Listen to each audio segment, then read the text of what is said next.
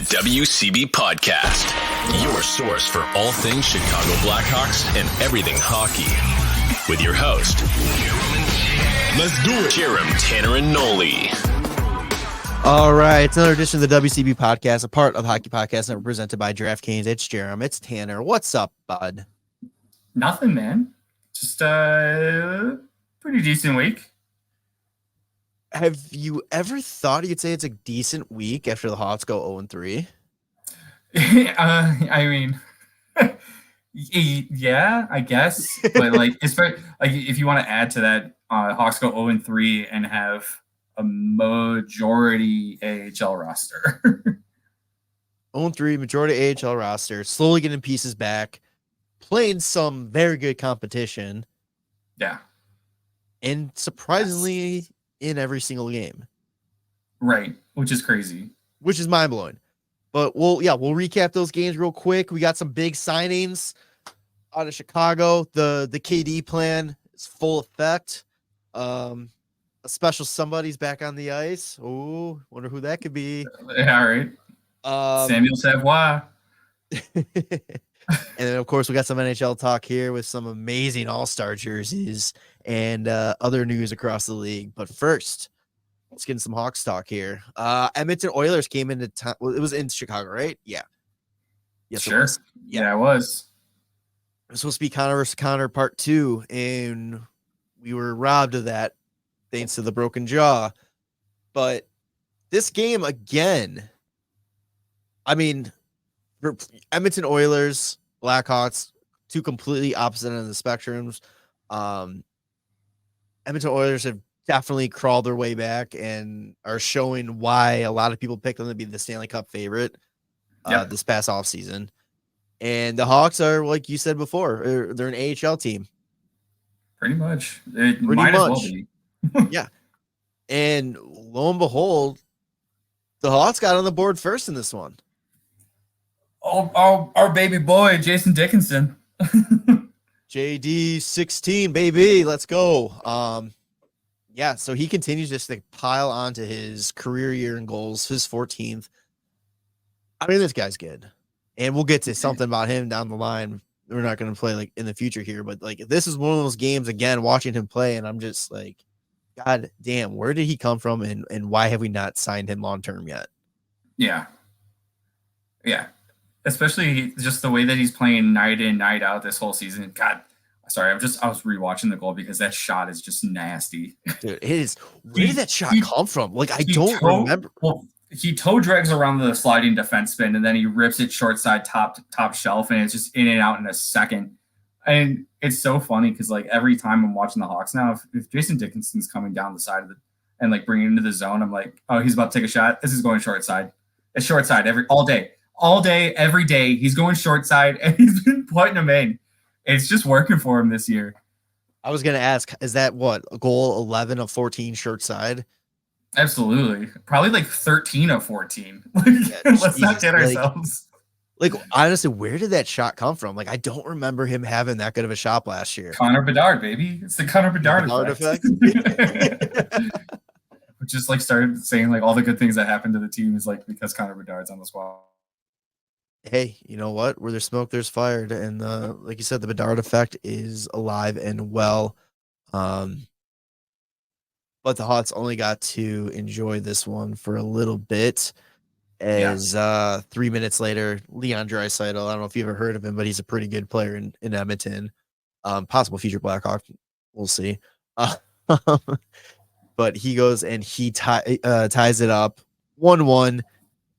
And then the second period comes around and McJesus does McDavid things and 2-1. Yeah. Shouldn't have left him open. And it was a weird play. Not a weird play. It just showed how good McDavid is and how you always have to have somebody on him, because Khrushchev was on him and then decides to go make a change. Yep. And McDavid took that 2 seconds of freedom and just got the puck and was able to bury it. It's just his hockey IQ. being able to find him. Being able to find him there was a massive Like, it was a great pass. I just thought it was funny too. Edmonton got 2 goals disallowed this game, and McDavid had the quote of like, if it takes you like 15 minutes to review a goal, it probably doesn't matter. It's like, all right, well, I guess you didn't want the goal, so it sounds good. But he's kind of right though. I mean, there should be like, there's got to be a time limit. If you're gonna like allow reviews like that kind of stuff, it's like, if it can't be determined within X amount of time, like, call stands how it is. I think it's just they want to just make sure they get it right, so they're looking at all the angles. I honestly thought that it should have counted. Yeah, I was like, he literally plays the puck to that position, and it's such a funny thing because it's like the NFL. Like, what is possession? Yeah, like what is possession? Like, it's like so NHL funny. between offsides, the whole offsides rule in and all that, and then goaltender interference. It's like they really gotta fucking pick up and explain the rules a little bit better. I feel like I should just be the video judge, and I'll nail it every time. I can be like non-biased towards the Hawks because, like I said, man, like that looked like it should have been a goal. We all said that. We all thought it was a goal. So I was pretty surprised. Even though, like, all right, so they still won 2-1, but I think the most shocking thing is fucking Edmonton only had 15 shots on goal, and the Hawks had 26. The Hawks outshot a team, and not only a team with Connor McDavid and Leon Draisaitl. Yeah, I mean, here's the thing though, like that was kind of the theme this week. Yeah. Other than, I guess, the Winnipeg Jets game, I thought that they outshot the Jets, but in Dallas, did they outshoot them? Yeah, 35-30. Yeah, they were getting more shots on net. I think they were still blocking tons of shots too. Connor Murphy is like top 10 in shots blocked this season again for like the 19th time. I mean, Mrazek played fantastic this game, and it made him a lot easier for him too. Is that his defensemen in front of him were blocking the shots that they were blocking. Like it was almost like the "you've bailed us out, we're helping you out here" kind of thing. Like returning the favor a little bit. Absolutely, and he still played fantastic because like even if it's 15 shots, it's still the Edmonton Oilers. Like, these are quality fucking chances, right? Like, McDavid has plenty of chances. Draisaitl has plenty of chances. Draisaitl only had 1 registered shot on goal. Yeah, I'm sure he had more chances, though. Right, yeah. That's another thing about NHL.com. I wish they had more expanded stats, too, McDavid had 3 shots. I'm sure like shot attempts. Yeah, all that kind of stuff. But yeah, I mean, this is an offensive team, and I mean, for the Hawks as an AHL team, essentially, and it's like, and I feel bad saying that, much. like it sucks discrediting them a little bit because they are playing the NHL, but let's be honest, if there wasn't a million injuries and the Hawks were in a different situation where they were, trying, a lot of these guys wouldn't even be seeing time. Well, I think even during this game, the Hawks still had more money on injured reserve than they had on the ice. Oh yeah, 100%. It's like there's no way you can't just. I mean, it's a fair comparison to say that like it's a it is AHL team. It's one of those like you don't want to say it, but you gotta say it. Yeah, I think this game just goes in to show, like, I think we really do have, like, the right coach. Yes. Because a lot of what goes into, like, being close in games like this with the type of team that we have, like, is all coaching. 100%. The systems are in place. I know like last year we saw it where you knew the kind of style of play Coach Richardson wanted, and the players bought in. And then this year it's taken a little bit longer, and it doesn't help with the turnover and roster of injuries and all that. But this is the first game I feel like in a long time, this maybe one of the first games of the season where I was like, this might be the best this team has played systemically and defensively. Yeah. And it all is coming together. It looks good. And it just makes you get excited for when all the pieces are there. Yeah. you're missing a big piece right now. And you add him into this, who knows? Maybe it's a 3-2 game. Maybe it's, or something, like it's a whole different experience when you got Bedard out there. You got anything else for Edmonton? No, just again, like pretty surprised with how the Hawks have handled the way that they've been playing without Bedard and Foligno on the lineup. All right. Moving on to the Winnipeg game, back in Winnipeg. I thought Winnipeg was going to come out a little bit harder in this one after getting embarrassed in overtime a few weeks ago to the Hawks. But again, I think the Hawks just build off of what they did last game, and it was the kind of the same story almost Yeah, the minute kind of thing. The Hawks end up scoring first. They play tough and they have a good game, and just this one they lose it late. The other one they lost in the second. But this was so disappointing because Mrazek was also playing fantastic this game. And it just came down to like 5 minutes or so. Yeah. Yeah. Like 1:05 was the go-ahead goal. Yeah. And you can see how pissed he was too. He's so mad. God damn.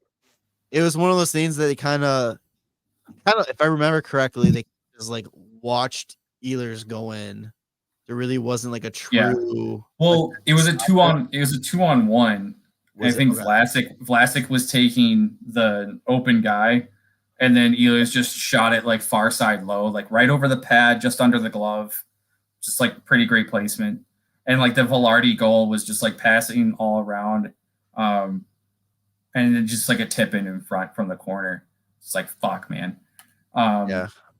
And I mean, even Murphy's goal though was kind of like, oh, hey, we scored. Yeah. He just threw that on net from the point and just, miraculously missed a bunch of people and just went like top shelf. And I was like, all right. That's one of those where he's like, yeah, no, I totally saw all those guys in front and I was going to use them as a screen. Totally was going to do that. That was, eyes closed, take a shot type of goal there. Oh, what's that movie where they bend the bullet? Oh. Wanted? Is that what it is? Was it Wanted? Or... Is that what I it's don't called? know. I only know what you're talking about. I don't think I've ever seen this movie. I know what you're talking about with the Angelina Jolie. It's just that's all I think about right then. It's just that's the movie. It's just Murphy just like and just like bends it around everybody and just like goes top shelf. But hey, Reichel got an assist on that. A very rare point for Reichel this year. I mean, I think points are rare for everyone this year besides Bedard. So Gottman got an assist on that one too, and I think he's been playing very well since coming back to the lineup. He brings a lot of energy to those lines. It's so funny watching these games, and then I was just remember like watching this one and thinking like, who's the first line? And then I was like, who's the fourth line? Like I don't know what any of these lines are. It's just they just roll them, and I'm like, all right, well, I know who's on the power play. I know who's on the power kill. I mean, even sometimes on the power play, I'm like, oh, they're out there. Okay. I don't think that the Hawks are going to have a true first line until Bedard's back. Yeah. And he gets back. And even then, I don't even think it's a first line. I think it's the Bedard line.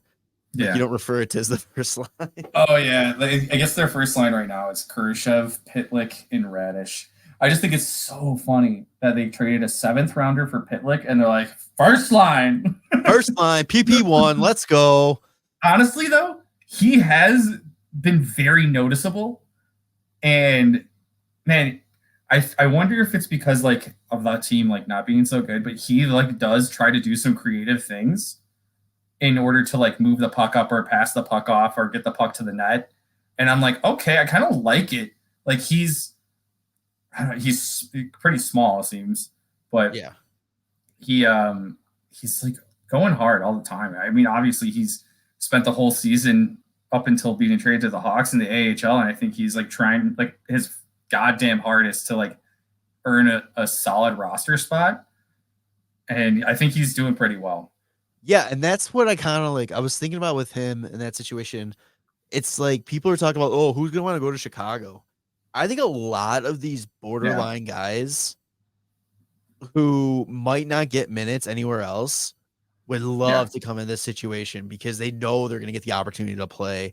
And like Pitlick right now taking like advantage of minutes. it. Yeah. Big minutes too, like playing power play. I think he's on power play 1. Yeah. At least like he wasn't the first practice. I don't know. But it's like getting that ice time, it's like huge. Chicago right now is the land of opportunity for these players. Like are you a borderline player, borderline AHL, NHLer? You go to Chicago, you're gonna get your minutes, and if you can prove what you think you are, it's gonna show, and you're gonna probably get yourself a nice little payday. Yeah, I mean, do you think Jason Dickinson has the year that he has if he's on another team?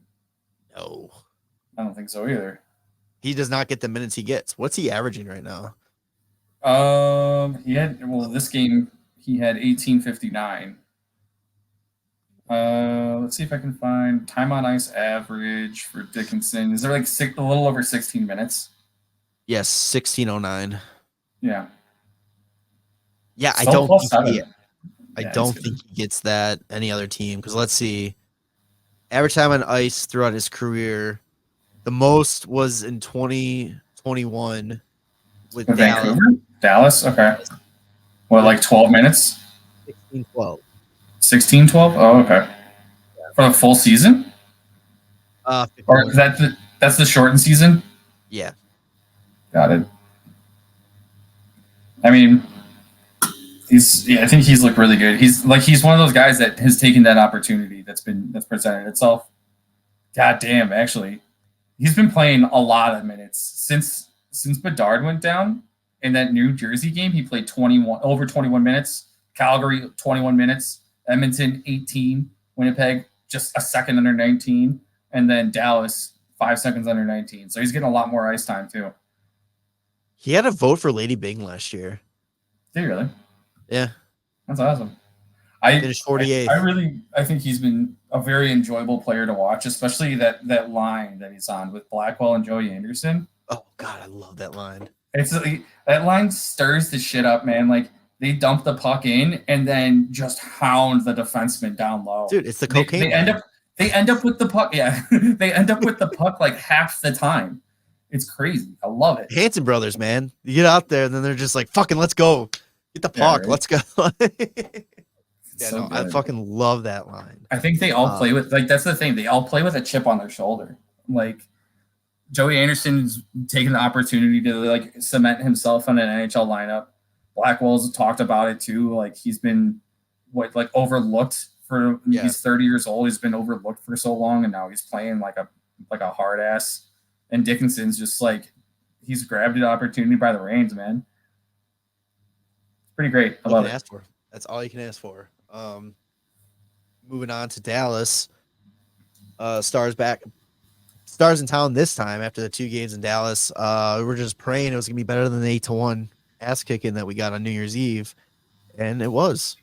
Yeah, the Hawks continue their play of scoring the first goal of the game, and then they continue their play of giving it up late. Boris Kachuk from Zach Sanford, things that I never thought I would say would be a goal combination for the Chicago Blackhawks. Was it a shorty? No. Oh, I thought it was. If it was, they didn't update it on NHL, which it was even. I'm gonna watch the video and see. I'm watching right now. It was even. I swear, it was even strength. Okay. Yeah. I just it was kind of funny because it wasn't right after Wedgwood left the game. Like, he left the game due to injury, and I think Ottinger was in that. I think so. Yeah. Zach Sanford had the breakaway. Yep. And it literally just popped right back to Boris, and Boris just popped it in. Ottinger was in that for that, so it was kind of funny. Dude, Sanford's it's funny because I didn't think that he was. I thought he was more of like a grinder. I don't know why. I think he is. He's shown a little bit of he wants to contribute offensively. He's on power play too. That's why I'm just so confused. Yeah. But like we said, who else would be on power play too? So funny. I don't know. Did you see his skates, by the way? Yes. He had the Bauer Bauer Coyote and Coyotes collab. mashup. Yeah. Yeah. And just like, hey, if you got him, why not? It's just a cactus. Gear It's Geek fine. pointed that out, and then they were like, he finally covered him up after like last game or something like What do you that. put tape over it? Why? Who Yeah, cares? something like that. It's But not like it's their actual logo. it was just a cactus. I thought that was funny. It's just like, yeah, Yeah. cool. You got these awesome new skates, and hey, you got picked up by Chicago. Fuck. Yeah, right. He's got 2 points in 4 games. Come to Chicago, man. Become an offensive player. Let's go. Yeah, right. Get that ice time. +2 as well. That's funny. Hawks outshot them 35-30, but I mean, I feel like Hawks, the thing with Dallas. Yes. I was gonna say the Hawks put in like 19 shots on goal in the second period.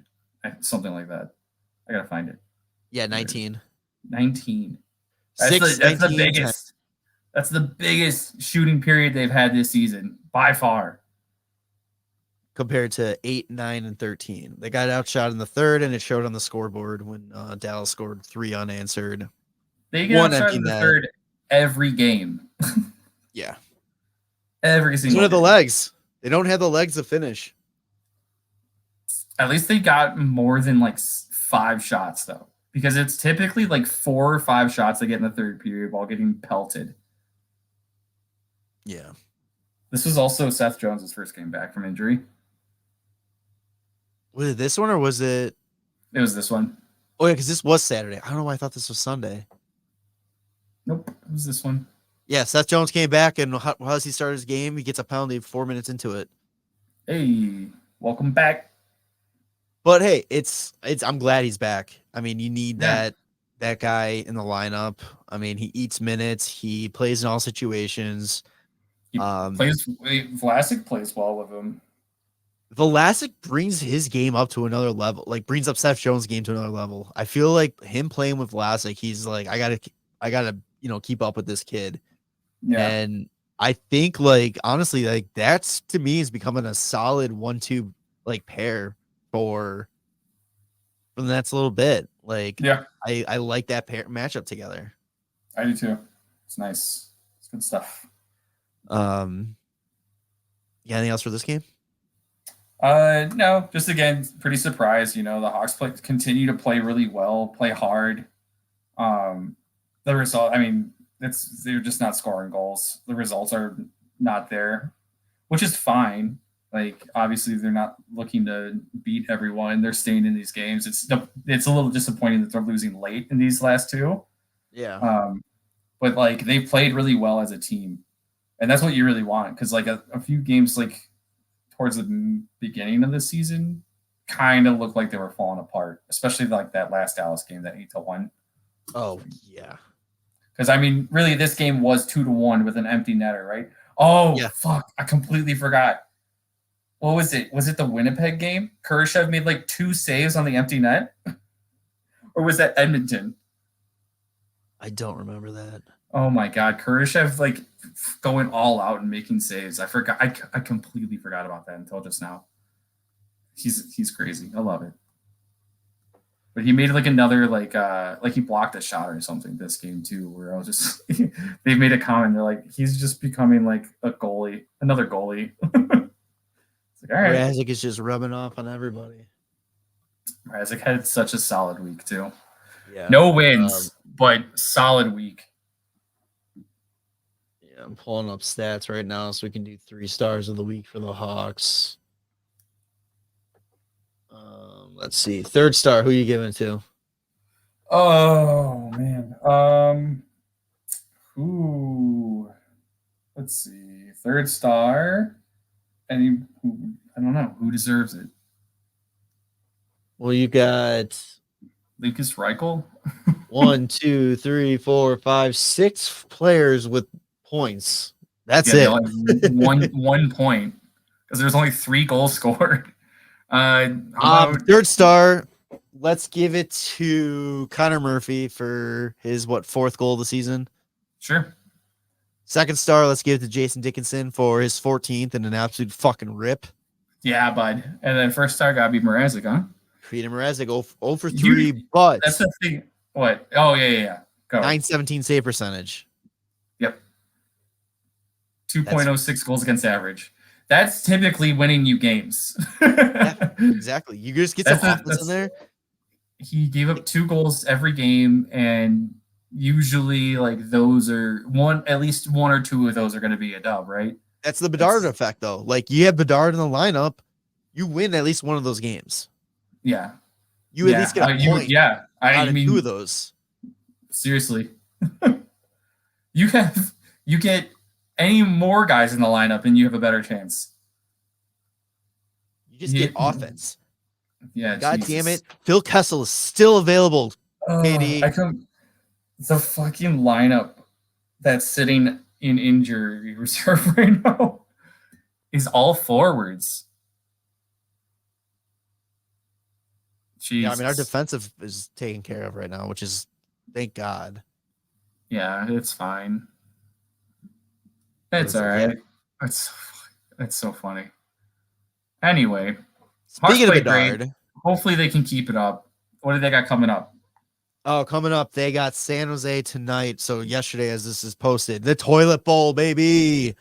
Let's go. The losing team is going to celebrate for celebrating. If the Hawks play the way that they played the last 3, this should be a fucking blowout. But when was the last time San Jose won a game? 2 days ago, or 2 games. Did they really? Yeah, they're on a 2-game losing streak right now. They're 1-9-1. They beat Montreal, I believe, last week. Oh, okay. But the other thing too, if anybody needs to right the ship, you end up playing the Hawks, and you typically get it. San Jose is going to go on a 20-game heater after this game. That's fine. They are going with Mackenzie Blackwood. Yeah. And he plays very well against the Hawks. He's 3-0-1 with, I think, like a 937 save percentage or something around there. But he also did that on better teams with the Devils. Also, this isn't really the Blackhawks. So Can you really compare those stats? How is he against the Rockford Ice Hogs? Because first game. That's what we should be looking at. Now I want to double check that stat. I know it's like a 9. It's in the 9s. Yeah, I mean, it makes sense. We know hockey games move fast, but with DraftKings Sportsbook, an official sports betting partner of the NHL, you can score faster than anything happening on the ice. This week, new customers can bet $5 and get $200 instantly in bonus bets. Download this DraftKings Sportsbook app now with code THPN. New customers bet just $5 on the NHL and get $200 instantly in bonus bets. Only on DraftKings Sportsbook with code THPN. The crown is yours. Gambling problem? Call 1-800-GAMBLER or visit www.1800gambler.net. In New York, call 877-8-HOPE-NY or text HOPE-NY 467-369. In Connecticut, help is available for problem gambling. Call 888-789-7777 or visit ccpg.org. Please play responsibly on behalf of Boot Hill Casino Resort in Kansas. 21 plus age varies by jurisdiction. Void in Ontario. Bonus bets expire 168 hours after issuance. See dkng.com/hockey for eligibility and deposit restrictions, terms, and responsible gambling resources. NHL and the NHL Shield are registered trademarks of the NHL Hockey League, National Hockey League, and copyright NHL 2024. All rights reserved. 910 save percentage. Sorry, I give him so much credit. Little league average. Yeah, but still, he plays them well. Then tomorrow or tonight, they have the Buffalo Sabres in Buffalo. Back end of the back-to-back. On TNT. And I was asking Tanner before this started, like, how pissed off is TNT right now that they probably signed this up thinking Buffalo is going to be a wagon this year. We're going to have Bedard in the lineup. And Buffalo sucks, and there's no Bedard. Yeah, right. It's going to be one to watch. And then, just thinking, like, is this the game that Buffalo turns it around and they start their Edmonton-like comeback? I don't think so. I don't think so either. Like, what is wrong with you? I mean, they're currently 7th place in the Atlantic. Yeah, Buffalo Sabres have to be like the biggest disappointment this season. 100%. I was hoping so much for them. I think I had them to go in the playoffs. Yeah, I was pulling for him, man. Should have made that trade for a goalie. Yeah, could still do it. It's not too late.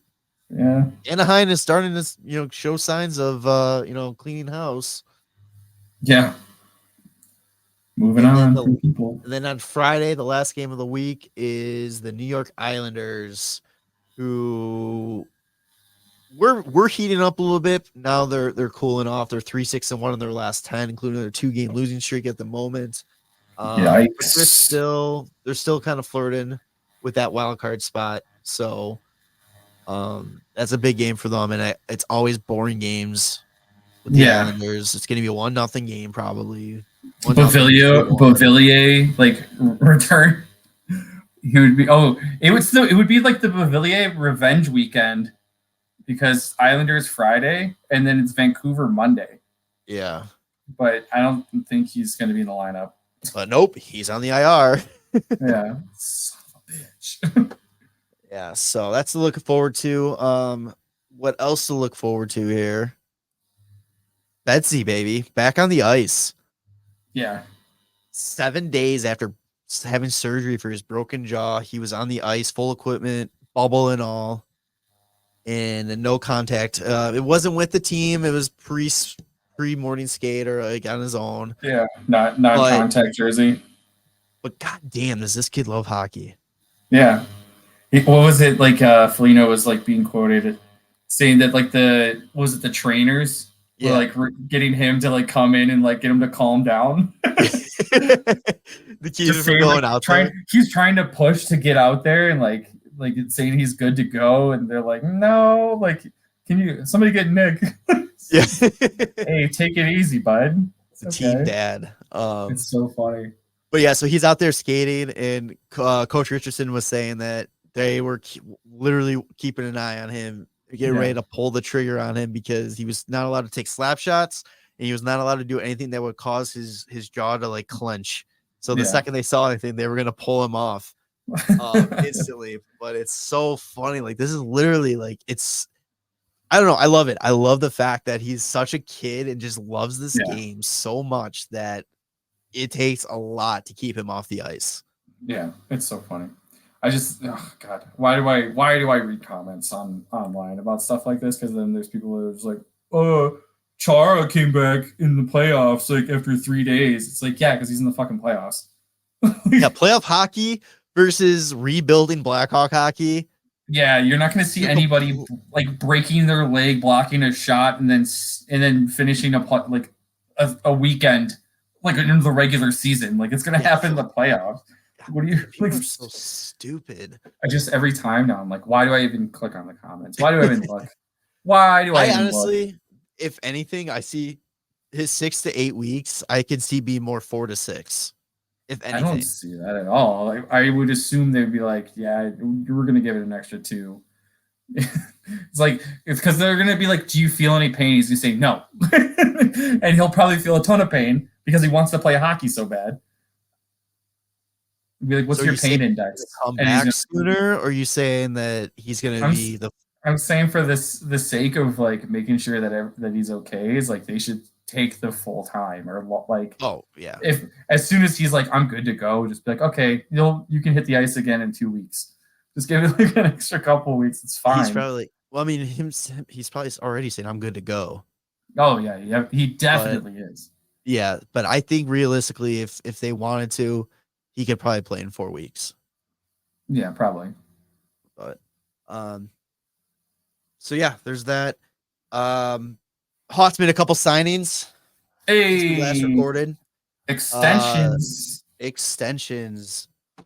Kind of wondering how this team is going to be built next year, and we're kind of starting to see the picture here. Nick Foligno signed a 2-year extension worth $4.5 million per, so $9 million contract. He's jazzed. He's pumped. He's happy to be here. I don't know if I've ever been so happy for like an aging player to sign a $4.5 million deal to stay in Chicago. But after everything we've seen so far this season, and we've talked about this numerous times on the show, he's everything you want out of a player and a leader. Yeah. He's like the perfect player for this situation that this team is in. And I mean, come the off season, right? Like, does he get the C? I think he should. I think he should. Yeah. But it's like how fast. It's just how fast you want to rush it to Bedard. I think that's the main question. See, it's the thing about it too is that's if you're giving it to Bedard, it's because you're purely doing it out of the fact that like Taves got it at a young age, Crosby got it at a young age, McDavid got it at a young age, but those teams they didn't have a Foligno type guy, right? Is what I'm saying. Like he would be the perfect in between the generational type players, captains that we have, where he's just such perfect captain material. 100%. Yeah. And I think the thing too with it, with like Taves, for example, him being named captain, that team was set for how it was going to be when he was named captain. Like, yeah, they brought a couple other pieces down, like, as, the early couple of years of his contract, developed, but he pretty much was leading the players that he was going to lead for the next few years. Yeah. Bedard doesn't have that yet. So now's the opportunity to give it to Foligno, let him show him and, mentor him about being a captain. And then at the end of year, maybe end of year one, who knows? But like by the time, probably once his contract's up, realistically, yes. But, so when it is time to have him, take it over, the team is in place. These is Bedard's Warriors. Like, let's go, and it's your team. Take it. Yeah. But no, yeah, I 100% agree with what you're saying. Bedard's dad gets it first. Then once his contract's up, then Bedard's dad resigns for another year to go for that cup and takes the A. They swap contracts. Yeah. Not even. I'm sure Bedard's going to be making way more than 4.5. But Bedard's are going to be 10 plus. Yeah, at that point the cap should be up higher too. Yeah. That's what's funniest thing. I was like, I wonder what his extension is going to look like, because to me, like, you're probably looking at like 12.5, 8 years, 12.5, if you're lucky. I don't know. NHL, the video game, I got him for 9.5 for 8 years. And I just, I signed, that wasn't even me putting that in. That was what he requested. And I was like, yeah, okay. Yeah, I'm going to hurry up. And he asked for like 9.3 for 6 years. I gave him 9.6 for 8 years just for being a good sport. And he took it. So it's got to be 9.8, right? 98. Yeah, that's true. God, but 12.5 is what David's first contract. This is his first contract. Yeah, McDavid's. Oh yeah. Shit! Yeah, he's on what, 12.5? Yeah, 12.5. Yeah. Well, I would assume. It's so funny because I just picture Connor Bedard being like super humble and being like, "Well, McDavid's probably the best player in the league. He makes 12.5, so I probably can't make more than that." So talks and like negotiates himself down. It's like, all right. Well, McDavid's going into his contract year was coming off 100 points, and then his contract year 108 points, and then he followed it up with 116 points. So if Bedard hits 120 points, he can have his 12.5. Yeah, that makes sense. But yeah, that's when Bedard gets his contract. That's when the long-term deals start popping out. That's once he signs that long term, it's go time. It's dynasty era. That's the brick you build around. But this contract signing, I think, is fantastic. And anybody that's saying wholly overpaid, it's obviously you don't watch the Hawks. You're not paying attention to like what's going on in the locker room with the team. Because Foligno, you're not just he's playing fantastically on the ice, which makes it really easy to see this contract work.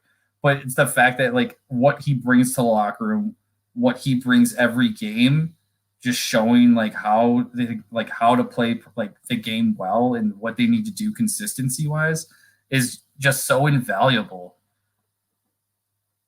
Here's the thing, like I always I don't understand the people that say the holy overpay. You realize the Hawks have to pay people to get to the cap floor, so why not give it to somebody who is already proven a proven asset to the team? It's the same people that are going to be like, why don't the Hawks go after Elias Pettersson this offseason? It's like, well, because that wouldn't make any sense. And like, if you try and sign an RFA, that's going to be making the amount of money he's making. It's going to be 4 first-round picks you have to give up. Yeah, and then they're going to be like, why don't they go after like these huge name players and spend all their money? Like, that's the stupidest shit I've ever heard. Like, this is not how they're going to do it. Do you know why? Because we don't know what Oliver Moore is yet. We don't know what Frank Nazar is yet. We have an idea. We know what Bedard's going to be, but we don't know to what level. It's like we have all these pieces that are going to be about our future core that we need to see develop so we know how to build around them. Plus, whatever we're getting this draft. Because like right now, we can be, we're obviously going to get Celebrini, but like it could be as low as 4th, which is fine because that's still a very good player that you're adding to the lineup. Like, it's like, I love Katie's approach to it. I mean, we'll talk about that in a second here, but he's doing it correctly. The other signing that was just announced today, Jason Dickinson, 2 years, 4.25 per. Let's fucking go. What we've been talking about the last like 2 weeks. We've just been saying like, man, Dickinson's playing himself off this team. We hope that he would stay. We hope he would stay. Hey, and he wanted a longer term. He does. He wants to continue to play here. He likes what he sees building. He wants to be a part of it. That's what Charlie Romeliotis was had tweeted out about it. And I was like, yes. That's a common theme too between Foligno. Like Foligno's like, I like being here, setting down my roots and helping build up and showing these people what it means to be a Chicago Blackhawk and play Blackhawk hockey. Yeah. I'm sure it also means a lot to Foligno too, to like not be moving around like team to team. Because he came from Boston, but he came from Toronto and came from Columbus before that. And it's just like, I think he just wants to settle in, build this team and see where it goes from there. And like his family is like, his kids are young enough that like, I'm sure they don't want to also be moving all over the place though too. Right. And then Jason Dickinson was saying the same thing, but he was more along the lines of, I know what the future is going to hold. I want a longer term because I want to see this through. Yeah. Foligno wants to get us to that point where we can take the next level. Dickinson wants to be here to and he absolutely can be, because what is it? He's 28 now.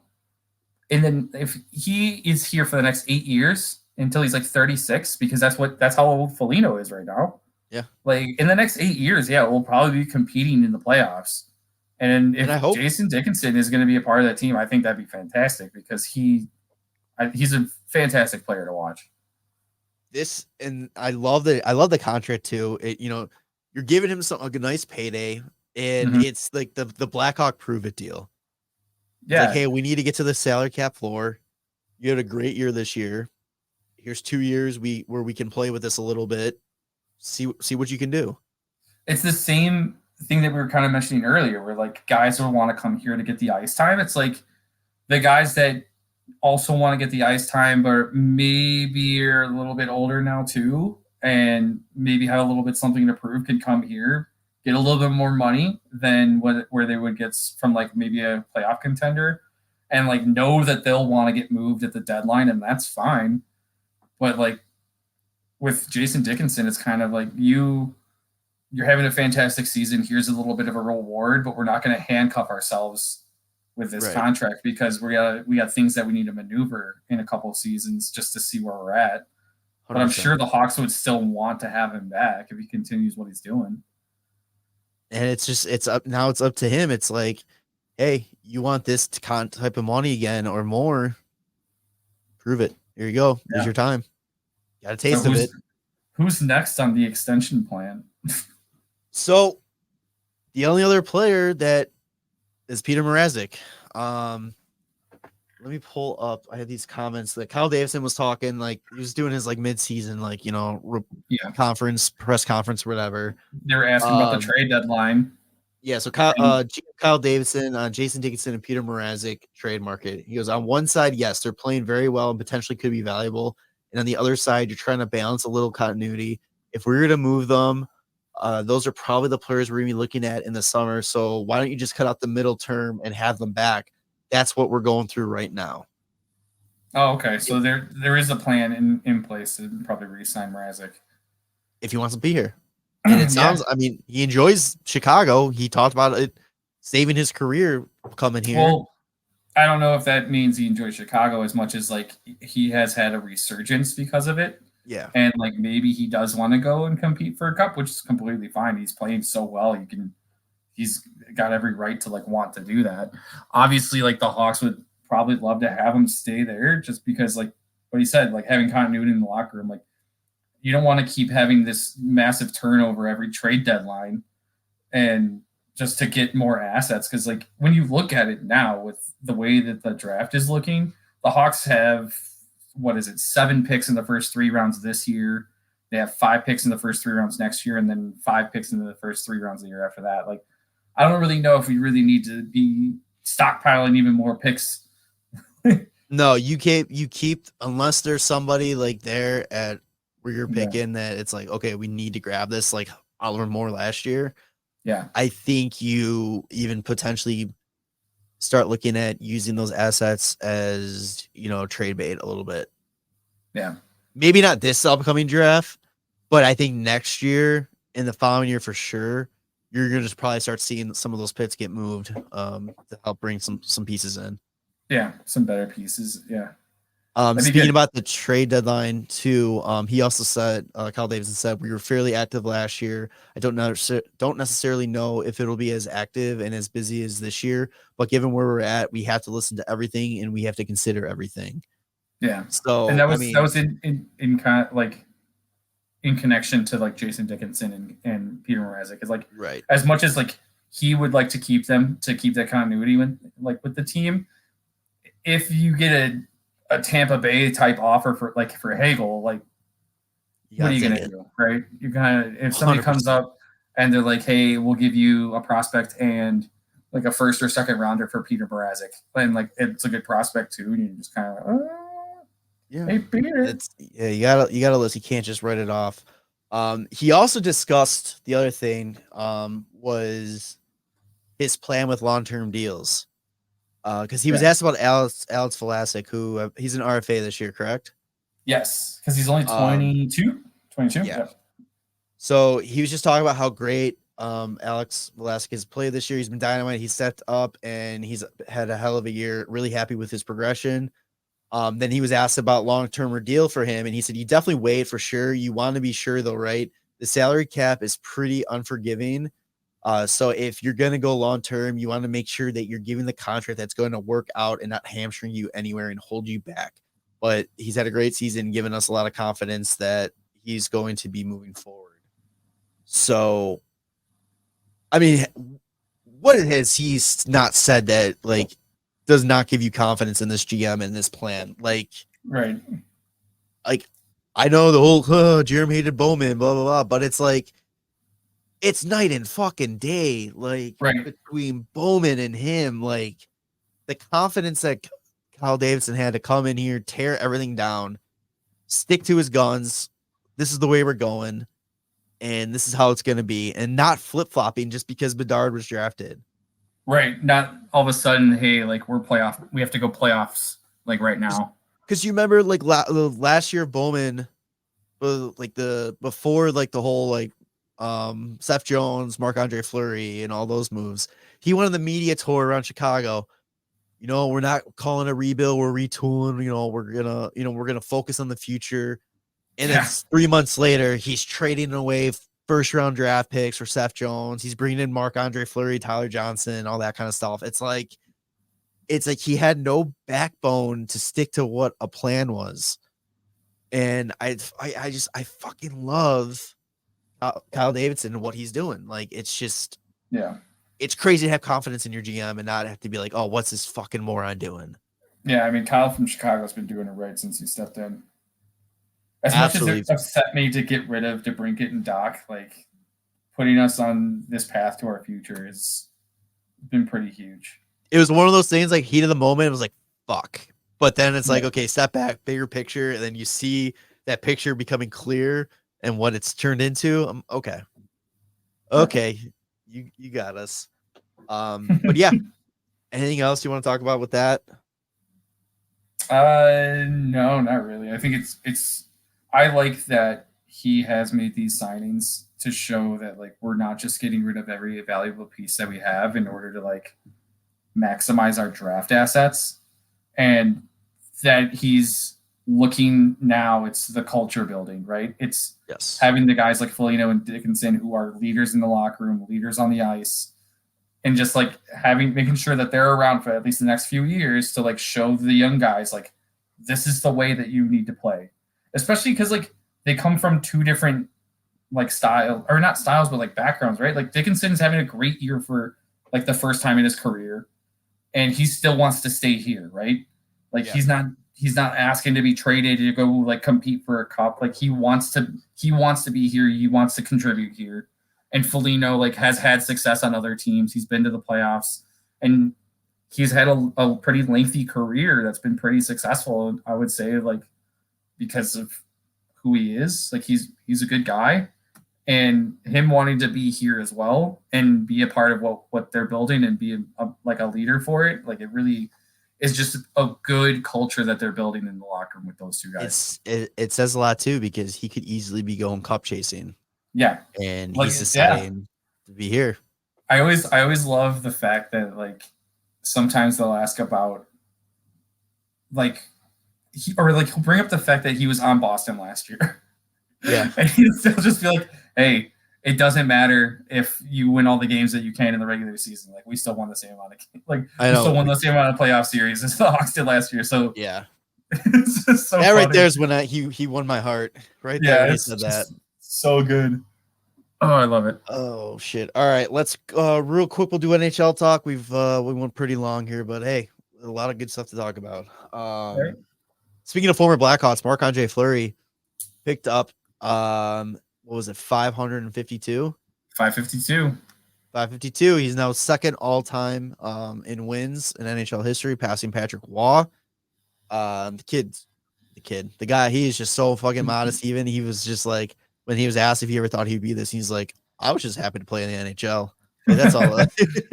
So funny. So congrats to him. Elvis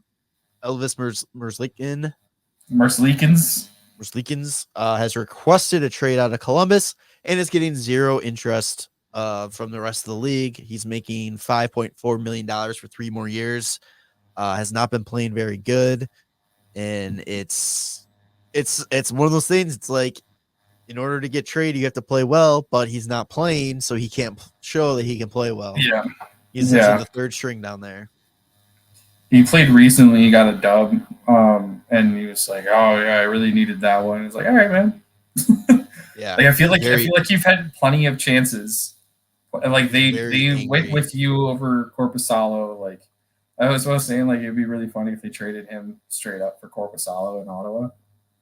Just like it would be funny if they just traded him to Ottawa, so it's him and Korpisalo, and they do that battle all over again. They bring back Anton Forsberg. Just all the used Columbus goalies go to Ottawa. The full circle moment. Oh my god. Oh shit. Couple injuries. Patrick Kane is out for at least the next few games with Detroit. He suffered a lower body injury, which thankfully it doesn't look like it's going to be his hip. Old man. That was the big worry for a lot of people when they saw it, because he went down a couple times, and I was looking and I was like, fuck, that possibly is going to be his hip. It's crazy because like he's not usually one that gets into position of like getting hit like that. Like he's always been kind of shifty and like not like getting bodied that much. I don't know. It's crazy that it happened twice in one game. Yeah. And then Jack Eichel out week to week after having lower body surgery. So what big name players going to Vegas this year. Let's see. Stamkos is off the board. Yeah, that's what they say. Said that he is not being traded. It's fine. We'll sign him in the offseason. We didn't need to trade for him anyway. We're just waiting for them to not sign him in the offseason. Who is going to be traded? Jake Gensel. Pittsburgh's possibly looking to move him depending on where they are at the trade deadline. Do you see some did you see this comments about EK65? No. They were asking about like their struggles in overtime with 3-on-3, and he just goes, I have my opinions, but I'm gonna keep those to myself. And everybody's like, hey, you go back to fucking San Jose if you want. So Jeez. Grass is not always greener on the other side of the country. Last and certainly not least, the All-Star jersey reveal. Oh yeah. Ah, Those are pretty jerseys. hey, their jerseys Those all are- right. There's Their their jerseys. I cannot stand it. I think it's time that they stop letting Justin Bieber try to be part of hockey. Hey man, if they're trying to attract like new viewers and stuff, like I get it. I think You're giving them too much. Is it just I just feel old at this point, and I'm like, this isn't for me. No, there's no shot. the best thing I saw was somebody compared it to the Dorito bags. Yeah, there was. Oh no. What was it? Zenaida, Dice's wife, said it was the crayons from like the 90s. Oh, it's the greatest thing ever. Oh yeah, the Doritos. Oh, okay. Yeah, that's pretty perfect. But Man. yeah, and then today there was a leak. The Panthers had a pre-sale link, or I don't know if it's legit or not, but for like player name jerseys, and the name bars below the numbers. And Yeah. it's like it looks like lowercase Comic Sans font. It's just, and I had a feeling when they showed the jerseys, because it said below the numbers All-Star, and I was like, please, don't have that be the nameplate. And yeah, and it's all lowercase, which is just weird. Yeah, Bedard. Kids these days, they don't learn cursive, and apparently they don't learn how to capitalize letters anymore. Oh man, Bedard breaking his jaw might be a curse, a blessing in disguise. So he's going to wear that god awful jersey.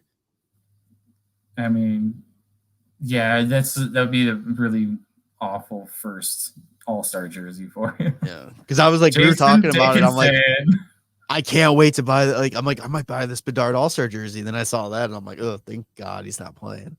But yeah, fantasy draft for that too. That's going to probably be the most interesting thing. The whole change in format for the All-Star skills competition. I can't wait. For that. It's only 12 players this time. It's not every single player For the skills competition? Yeah. Oh yeah, I know that. Yeah, so that's cool. So it's a little bit But more. for the actual fantasy draft is going to be pretty neat. Yeah, that's gonna be awesome. And then the last, they announced that there's going to be a 3-on-3 from the PWHL on All-Star Thursday. That's pretty neat. That's all I got. Yeah, I mean, I've been seeing highlights from the girls' league. It looks pretty cool.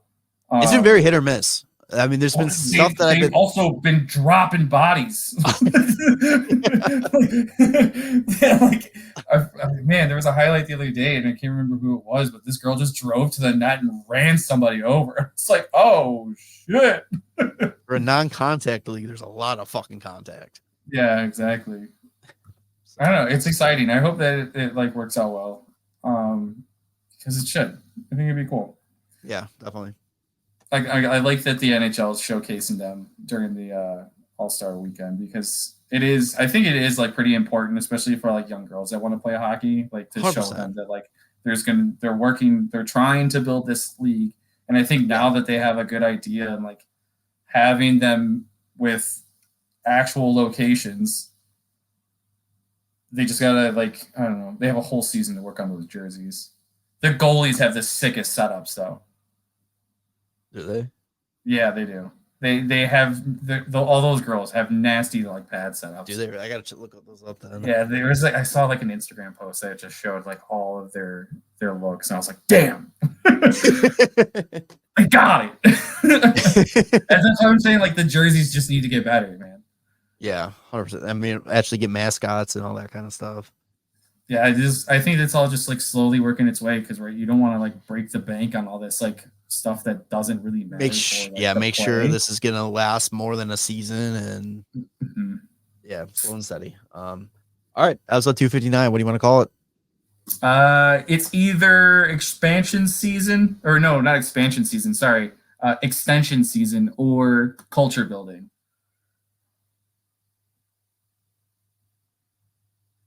Let's go expansion season. It's extension season, sir. Or extension season. You fucked me up there. God. I know. Because, hey, you get an extension. You get an extension. Here comes Mrazek with the extension. Then we can start like Vlasic's the next one. And then it's Reichel's the next one after that. And hey, Reichel's going to be cheap. Hey, that's fine. That's fine. Like, it's going to be the prove it deal. Mm-hmm. Prove it or get the fuck out. Go back to Germany. Yeah, man. Oh, man. The Hawks have so... I mean, obviously, because it's a fucking AHL squad right now, but they have a lot of RFAs. Yeah. I wonder if Zaitsev would have any kind of market for him at the trade deadline. Zaitsev at 2.75, though. Or 2.25 is not Is that retained or... Yeah, like he's at 4.5 right now. So 2.25. 2.25. No, what do you need? I don't know. A team needs a ninth defenseman, maybe. But yeah, he's been playing well with Korchinski, but I don't know. Anyway, that's all I got. Right. Episode 259. It's extension season. They almost said it again. Make sure to follow us on your favorite podcast feed. Spotify, Apple Podcasts are the two big ones. Subscribe to the YouTube. We broke the 100 subscriber mark this past week in part of the Connor Bedard giveaway. Hey, that was a lot of fun. That was really cool. We're definitely gonna look into more giveaways to do. I think that was definitely worth it. Yeah. Subscribe to the YouTube. People like the Bedard stuff. They like free shit. Yeah. And I was talking with the guy that won a little bit, and he's given to his kid. His kid is so excited. Nice. He's like he doesn't know where he's gonna put it. If he's gonna put it in his room or if he's gonna put it with like our hockey stuff in the basement. He's just so excited, and I'm like, that's awesome. That's awesome. Hell yeah, dude. So all right. Social media WCB podcast, THPN DraftKings promo code, and yeah, we'll see you on the next one. All right. Bye, boys. Bye. Thanks for listening to the WCB podcast. Be sure to subscribe wherever you heard this podcast. To connect with Jerem and Tanner, check out the boys at WCB Podcast on all social media. We'll see you next time.